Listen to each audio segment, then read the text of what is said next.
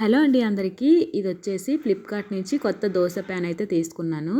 ఇదైతే ఫస్ట్ నీట్గా వాష్ చేసిన తర్వాత దోశలు వేద్దామని చెప్పేసి ఇలా స్టవ్ పైన పెట్టి దోశలు అయితే వేశాను. దీంతో పాటు నాకు ఒక స్పాచులా కూడా ఇచ్చారండి, ప్లాస్టిక్ది.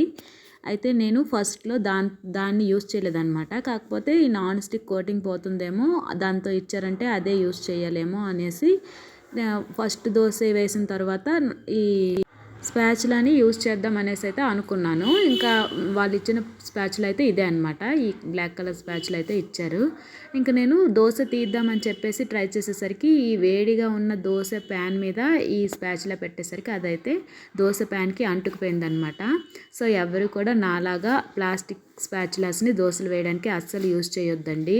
నేనైతే అంటే దోశ ప్యాన్తో ఇచ్చారు కదా యూజ్ చేయొచ్చేమో అనుకున్నాను. కాకపోతే ప్లాస్టిక్ అయితే అస్సలు యూజ్ చేయకూడదు. ఇంకా ఈ దోశ ప్యాన్ని మళ్ళీ క్లీన్ చేసేసి ఆ తర్వాత మళ్ళీ ఫ్రెష్గా దోశలు అయితే వేసుకున్నాను అనమాట.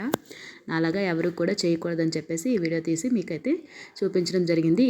ఈ స్పాచులా ఎలా అయిపోయిందో కూడా చూపిస్తాను చూడండి. ఇగోండి, దోశ ప్యాన్ మీద పెట్టిన వెంటనే ఇలా అయితే ప్లాస్టిక్ అంతా కూడా కరిగిపోయి ఇంకా దోశ ప్యాన్కి కూడా అంటుకుపోయింది అనమాట. నేను మొత్తం మళ్ళీ క్లీన్ చేసేసి ఆ తర్వాత మళ్ళీ దోశలు అయితే వేశాను.